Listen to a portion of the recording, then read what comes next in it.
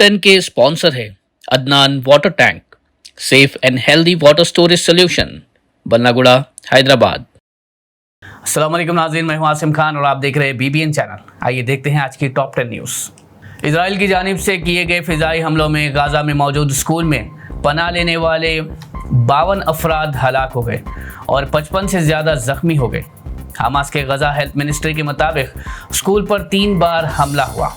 Israeli फ़ौज का कहना है कि उन्होंने स्कूल को निशाना इसलिए बनाया क्योंकि वहाँ से हमास और इस्लामिक जिहाद इंटेलिजेंस ऑपरेशंस चला रहे थे।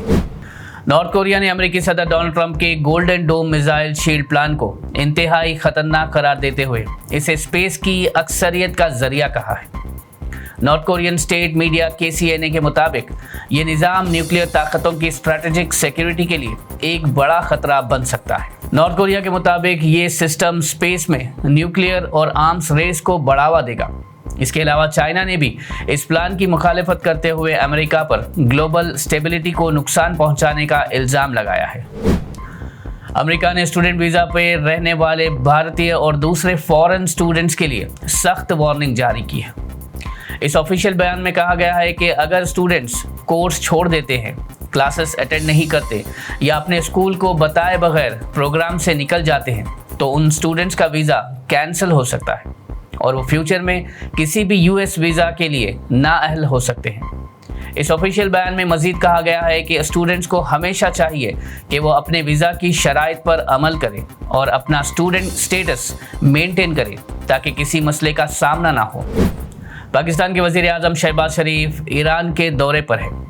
उन्होंने ईरानियन प्रेसिडेंट मसूद पेज़ेश्कियान की मौजूदगी में कहा कि वो भारत से मुकम्मल अमन और मसाइल के हल के लिए गुफ्तगू करना चाहते हैं। जॉइंट प्रेस कॉन्फ्रेंस में शहबाज शरीफ ने कहा कि हम कश्मीर, पानी और टेररिज्म के मसाइल गुफ्तगू के ज़रिए हल करना चाहते हैं। उन्होंने मज़ीद ये भी कहा कि अगर भारत जंग का रुख इख्तियार करता है तो पाकिस्तान जवाब देने के लिए तैयार है। आज वज़ीर आज़म नरेंद्र मोदी ने कहा कि पाकिस्तान की दहशतगर्दी कोई प्रॉक्सी वॉर नहीं बल्कि एक तयशुदा जंग की स्ट्रैटेजी है। ऑपरेशन सिंदूर के हवाले से गुजरात के अर्बन डेवलपमेंट प्रोग्राम में गुफ्तगू करते हुए नरेंद्र मोदी ने कहा कि 6 मई की रात को जो लोग पाकिस्तान में इंडियन स्ट्राइक्स में मारे गए उन्हें स्टेट ऑनर दिया गया। लाशों पर पाकिस्तानी झंडे चढ़ाए गए, फौज ने सैल्यूट किया। उन्होंने कहा कि ये साबित करता है कि ये सिर्फ प्रॉक्सी वॉर नहीं बल्कि पाकिस्तान की पूरी सोची समझी जंग है। AIMIM चीफ असदुद्दीन ओवैसी ने कुवैत में Pakistan army chief general Asim Munir को एक्सपोज करते हुए कहा कि उन्होंने शहबाज शरीफ को चाइना का 2019 ड्रिल की तस्वीर पाकिस्तान की स्ट्राइक कहकर बताई है। कुवैत में ऑल पार्टी डेलीगेशन मीटिंग में असदुद्दीन ओवैसी ने कहा कि नकल के लिए भी अकल होनी चाहिए और इन पाकिस्तानियों में वो भी नहीं है। सेंट्रल मिनिस्टर किरण रिजिजू ने असदुद्दीन ओवैसी की तारीफ करते हुए कहा कि असदुद्दीन ओवैसी ने पाकिस्तानी आर्मी की फेक तस्वीर का फैक्ट चेक करते हुए कहा था कि उनकी PR स्ट्रैटेजी में भी असलियत नहीं है। कांग्रेस मणिपुर के प्रेसिडेंट केशव मेघाचंद्रा ने दावा किया कि मणिपुर में प्रेसिडेंट्स रूल भी अमन व अमान कायम करने में नाकाम रहा है। उन्होंने गवर्नर अजय कुमार भल्ला को मरकजी हुकूमत से वापस बुलाने का मुतालबा भी किया। मेघाचंद्रा ने प्लेटफॉर्म X पर लिखा कि डबल इंजन सरकार ने 2 साल में मणिपुर को नाकाम बनाया है। अब प्रेसिडेंट्स रूल भी नाकाम रहा। PM मोदी भी बार बार मणिपुर में नाकाम हो रहे हैं और होम मिनिस्टर अमित शाह को भी अब इस्तीफा दे देना चाहिए। हाइड्रा कमिश्नर AV रंगनाथन ने सनत नगर के फतेहनगर फ्लाईओवर पेडेस्ट्रियन स्टेयरकेस का जायजा लिया। इस पेडेस्ट्रियन स्टेयरकेस का कुछ हिस्सा गिरने से 2 लोग जख्मी हुए थे। हाइड्रा कमिश्नर AV रंगनाथन ने फौरी तौर पर इस पेडेस्ट्रियन स्टेयरकेस को तोड़ने का हुक्म दिया।